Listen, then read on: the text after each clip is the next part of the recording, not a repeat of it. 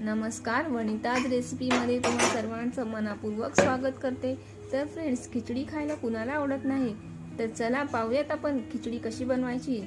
तर इथे मी 2 वाटी तुकडा बासमती तांदूळ घेतलेले आहेत। तुम्हाला जर हवे असतील तर तुम्ही राशनचे तांदूळ सुद्धा घेऊ शकता।